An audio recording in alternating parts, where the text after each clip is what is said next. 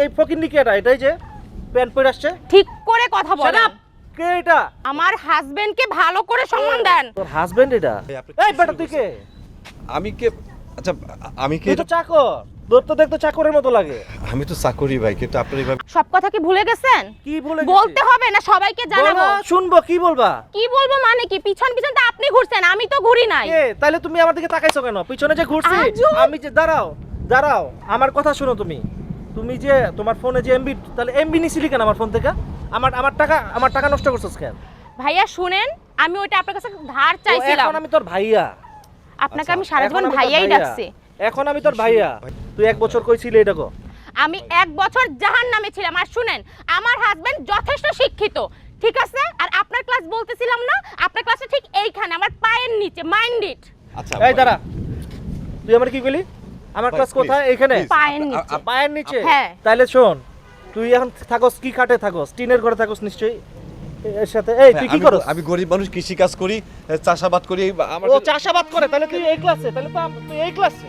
তোর তো ক্লাসই নাই। আমি তো এই ক্লাসে আছি। দরকার নাই তোরে বাবা, তোর তো প্লিজ। ক্লাস নাই। আমি যেটা সত্য সেটা, আমি কৃষি কাজ করি ভাই, আমি গরু পালি, কৃষি কাজ করি, আমি ওই যে মানে হাঁস গরুর মুরগি গোবর দোস তুই? সব করি ভাই, প্লিজ বাদ দেন। গরু- প্লিজ চলো তুমি চলো। চুপ থাকো, তোমাকে এক্সপ্লেন করতে বসি। আচ্ছা শুনেন, একটা কথা বলি। আগেও আপনাকে বারবার বলেছি যে আমি আপনাকে পছন্দ করি না, আর করতামও না কখনো। শোন। কখনো না, চুপ। এই ও যদি না থাকতো, এই হাতটা একেবারে ভাই, গালে please, দিয়ে মারতাম, please। ওদিক দিয়ে পড়তো। আপনি এইগুলো করবেন না। এই হাতটা না আমি ভাঙতেও পারি। আচ্ছা ভাই চল। এই শোন, তোর বউ আমার অনেক টাকা নষ্ট করাইছে। আচ্ছা, ঠিক আছে, আপনি- ফ্লেক্স লোডের টাকা তুই আমার আমি সব দিয়ে যাবো, সব দিয়ে যাবো ভাই। আমি কোনো টাকা নষ্ট করি নাই। মানুষকে সম্মান করতে না পারলে কিছু বলবো না। এই এদিকে আসো, এই দাঁড়াও, এদিকে আসো, এদিকে ভিতরে আসো, আরে তোমার ডাকতেছে, পরিচিত কেউ মনে হয়। ভিতরে আরে, আসো। চলো না, এত এই, সুন্দর করে দাঁড়াও, ডাকতেছে। আসো। আসো। কি? তুমি 1 বছর কইছিলা? আমি 1 বছর যেখানে ইচ্ছে সেখানে ছিলাম, তাতে আপনার কি? আমার অবশ্যই দরকার আছে, তুমি জানো না? আর এই ফকিন্নি কে এটাই যে প্যান্ট পরে আসছে। ঠিক করে কথা Shut বলেন। up! কে এটা? ভাই, আপনি আপনি এইভাবে কথা চুপ। বলতেছেন? তুমি চুপ থাকো। সব কথা কি ভুলে গেছেন? কি বলে বলতে হবে না সবাইকে জানাবো? শুনবো, কি বলবা? কি বলবো মানে কি? পিছন পিছন তো আপনি ঘুরছেন, আমি তো ঘুরি নাই। কে? তাহলে তুমি আমার দিকে তাকাইছো কেন? পিছনে যে ঘুরছি আজব। আমি যে দাঁড়াও, আমার কথা শুনো তুমি।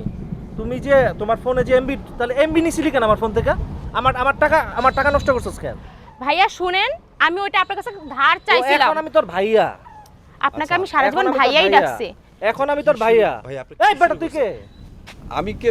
আচ্ছা আমি কে? তুই তো চাকর, তোর তো দেখতে চাকরের মতো লাগে। আমি তো চাকরি ভাই, কিন্তু আপনার এইভাবে আমার হাজবেন্ডকে ভালো করে সম্মান দেন। তোর হাজবেন্ড এটা? প্রথমে তো বুঝি না, হাজবেন্ড কেমনে সম্ভব? কিভাবে সম্ভব মানে কি? তোর ক্লাস আর ওর ক্লাস কি সেম? ওর আর আমার ক্লাস না সেমই। তোর কালার টোন আর ওর কালার টোনের সাথে মিলেই তো না। তোর কালার দেখ আর ওর কালার দেখ। শুনেন, ওর ক্লাস আর আমার ক্লাস একদম বরাবর। এবং আপনার ক্লাসটা কই জানেন? আমার কথা মানে কথা বাড়াইছ না। দেখ বৃষ্টি পড়তেছে। তুই 1 বছর কইছিলি এটা কো? আমি 1 বছর জাহান্নামে ছিলাম। আর শুনেন, আমার হাজবেন্ড যথেষ্ট শিক্ষিত, ঠিক আছে? আর আপনার ক্লাস বলতেছিলাম না, আপনার ক্লাসে ঠিক এইখানে আমার পায়ের নিচে, মাইন্ড ইট। আচ্ছা এই দাঁড়া, তুই আমার কি কইলি? আমার ভাই, ক্লাস please, কোথায়? এখানে please। পায়ের নিচে। পায়ের নিচে? হ্যাঁ। তাইলে শোন, তুই এখন থাকস কি খাটে থাকস? টিনের ঘরে থাকস নিশ্চয়ই। এর সাথে এই তুই কি করস? আমি গরিব মানুষ, কৃষি কাজ করি, চাষাবাদ করি। আমার ও চাষাবাদ করে, তাহলে তুই এই ক্লাসে? তাহলে তো তুই এই ক্লাসে? তোর তো ক্লাসই নাই। আমি তো এই ক্লাসে আছি। দরকার নাই তোরে বাবা, তোর তো প্লিজ। ক্লাস নাই। আমি যেটা সত্য সেটা, আমি কৃষি কাজ করি ভাই, আমি গরু পালি, কৃষি কাজ করি, আমি ওই যে মানে হাঁস গরুর মুরগি গোবর দোস তুই? সব করি ভাই, প্লিজ বাদ দেন। গরু- প্লিজ চলো তুমি চলো। চুপ থাকো, তোমাকে এক্সপ্লেন করতে বসি। আচ্ছা শুনেন, একটা কথা বলি। আগেও আপনাকে বারবার বলেছি যে আমি আপনাকে পছন্দ করি না, আর করতামও না কখনো। শোন। কখনো না, চুপ। এই ও যদি না থাকতো, এই হাতটা একেবারে ভাই, গালে please, দিয়ে মারতাম, please। ওদিক দিয়ে পড়তো। আপনি এইগুলো করবেন না। এই হাতটা না আমি ভাঙতেও পারি। আচ্ছা ভাই চল। এই শোন, তোর বউ আমার অনেক টাকা নষ্ট করাইছে। আচ্ছা, ঠিক আছে, আপনি- ফ্লেক্স লোডের টাকা তুই আমার আমি দিবি। সব দিয়ে যাবো, সব দিয়ে যাবো ভাই। আমি কোনো টাকা নষ্ট করি নাই। মানুষকে সম্মান করতে না পারলে কিছু বলবো না। ফকিনে আপনি বড় লোক হইছেন।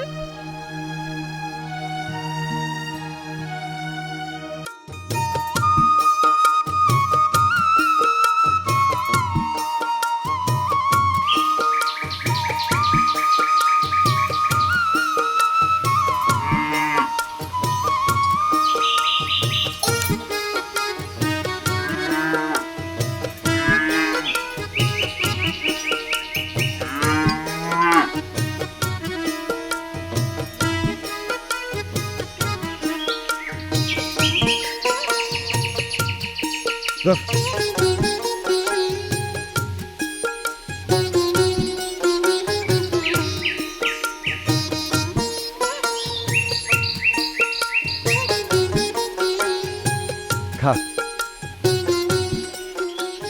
কি তুমি এখনো রেডি হও নাই? আমার আবার কিসের রেডি? হ্যাঁ, তুমি এখানে যাবা? যাও, গোছল করে ভালো কাপড় চোপড় পরো। আমার কাপড় চোপড় নিয়ে তোমার চিন্তা করা লাগবে না। এক কাম করো, একদিন পরে বাপের বাড়ি যেতেছো, তুমি কি কাপড় চোপড় পরে যাবা হেঁটে নিয়ে পাবো, আমার এটা চিন্তা করার দরকার নাই। আচ্ছা তুমি আসো, কাপড় কোনটা পরো দেখায় দাও। এতদিন পরে বাবার বাড়ি যাচ্ছি, জানো এখনো সবাই ম্যাচিং করে কাপড় পরে। আমিও ভাবছি যে আজকে তুমি আর আমি ম্যাচিং করে পরবে। কি করবা? ম্যাচিং করবা তুমি আমার লগে? আচ্ছা, তোমার মাথা মতো কি ঠিক আছে? হ্যাঁ, আমার লগে তোমার কেমনে ম্যাচিং হবে? আর যদি ম্যাচিং করতেই চাও তাহলে এক কাম করো, আমার মতো লুঙ্গি আর শার্ট পরো, তুমি সুন্দর একটা ম্যাচিং হয়ে যাবো। বুঝতে পারছো? মানে কি, তুমি লুঙ্গি পরে শ্বশুর বাড়ি যাবা? হ্যাঁ, লুঙ্গি পরেই তো যাবো, কারণ লুঙ্গি হলো জাতীয় পোশাক। বাঙালিয়ানা সবচেয়ে বড় ঐতিহ্য হচ্ছে লুঙ্গি। আমি তো এটা ছাড়ুম না। আর কৃষকের পোলা লুঙ্গি পরে যাব, এটা তো স্বাভাবিক, তাই না? কই, তুমি তো স্কুল কলেজেও গেছো, তখন কেন লুঙ্গি পরে যাও নাই? তখন তো ঠিকই সুন্দর করে শার্ট প্যান্ট পরে গেছো। বুঝতে পারতেছি। শোনো, তোমার একটা গল্প শোনাই। আমি সবসময় লুঙ্গির পক্ষে ছিলাম, কারণ আমার পরিবার হলো কৃষক পরিবার। একবার কী হয়েছে, প্রাইমারিতে যখন পড়ি আমি লুঙ্গি পরে গেছি। লুঙ্গি পরে যাওয়ার পর হেডমাস্টার আমার দেখে এমন বাইরাইছে, বুঝতেছো তো সাহস কতবার তুই লুঙ্গি পরে আছিস? স্কুলে একটা মানে ড্রেস কোড আছে, তারপর কলেজ লাইফেও ড্রেস কোড আছে, তুই লুঙ্গি পরে আসিস কেন? আমি স্যার আমি কৃষকের পোলা, আমি তো লুঙ্গি পরে আসতেই পারি। তার শুধু একটাই কথা, শিক্ষার জায়গায় কোনো বড় লোক ধনী গরিব এগুলো কিছু নাই, কৃষকও নাই, আর ওই যে ব্যবসায়ী নাই। সো তোমার কি করতে হবে, ড্রেস কোড পরে আসতে হবে। তাই আর পড়ে যাইতে পারে নাই। কিন্তু ম্যাডাম, যেদিন থেকে আমি মাস্টার্স পাস করছি, লেখাপড়া শেষ করছি, সেদিন থেকে আমি যখন কৃষিকাজ করা শুরু করলাম, আমি এই যে লুঙ্গি ধরছি জাতীয় পোশাক, এইটা কিন্তু আমি ছাড়ি নাই। আজকে পর্যন্ত আমি কিন্তু লুঙ্গি গামছা পরে আসি। বুঝতে পারছো? বুঝছি, এই লোকের মাথা খারাপ হয়েছে। তোমাকে কি আমি কোনো কিছু বুঝাতে পারবো না? বলো, তোমার যেটা ইচ্ছা হবে তুমি সেটাই করবা।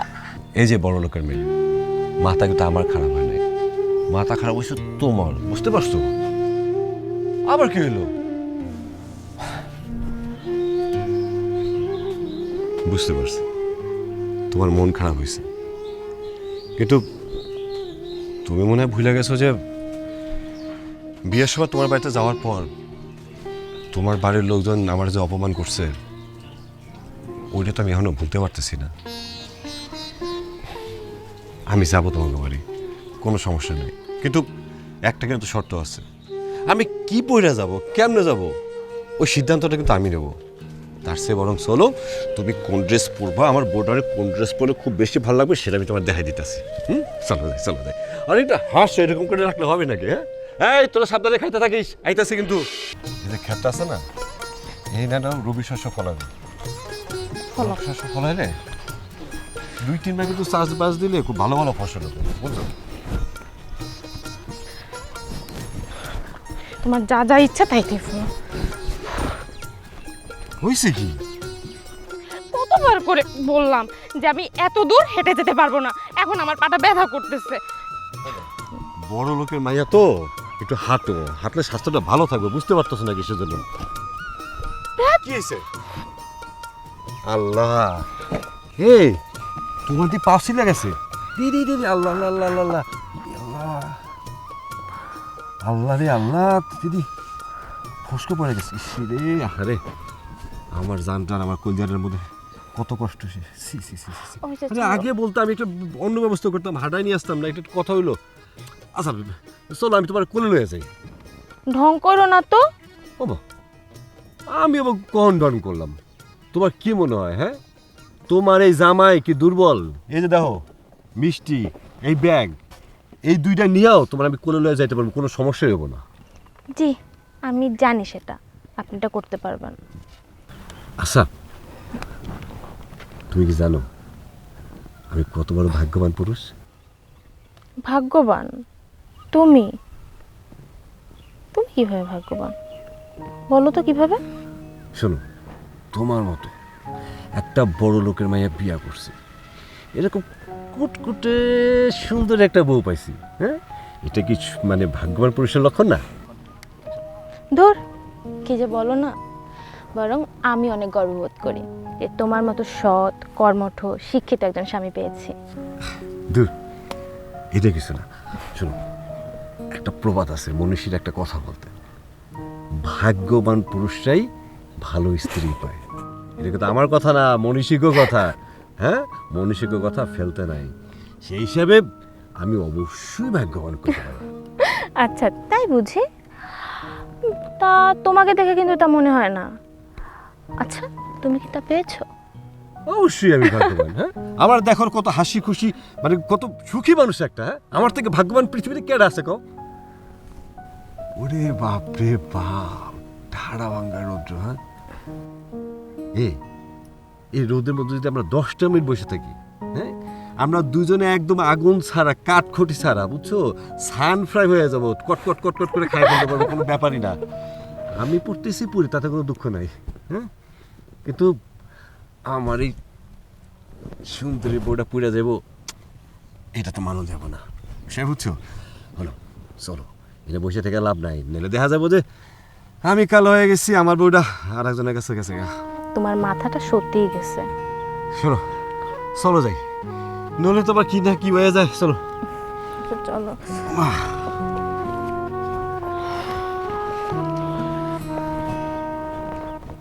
এই দাঁড়া দাঁড়া দাঁড়া, আরে ঘামে কি অবস্থা হয়ে গেছে।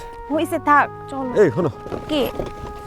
এক কাম করো, জুতাটা আমার কাছে দাও। কি বলো এগুলা? ছি ছি ছি, বউ থাকতে স্বামীর হাতে বউয়ের জুতা। আল্লাহ, আমার মরণ দাও না কেন তুমি? এই তুমি সামনে হাঁটো, তাতে হাঁটো, যাও। হাঁটতে পারি, কিন্তু একটা শর্ত আছে যে এই আমার হাত ধরে কিন্তু দাঁড়ানো লাগবে। আচ্ছা ঠিক আছে, চলো।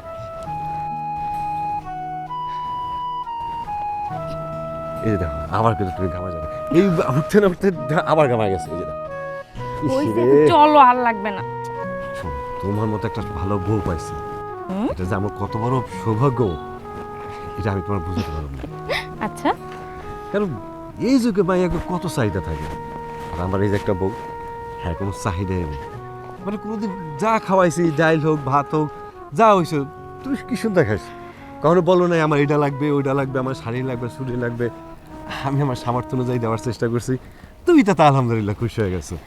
এটা একটা বিশাল ব্যাপার। তুমি এমন একটা মানুষ, সেখানে যদি আমি না থেকে অন্য একটা মানুষ, মেয়েও থাকতো, তাহলে সেও তোমার উপর কোনো রকম রাগ করতে পারতো না। দূর, এইটা বলো, তুমি ভালো মানুষ দেখে তুমি সবাই ভালো মানুষ মনে করো, আসলে বিষয়টা কিন্তু এরকম না।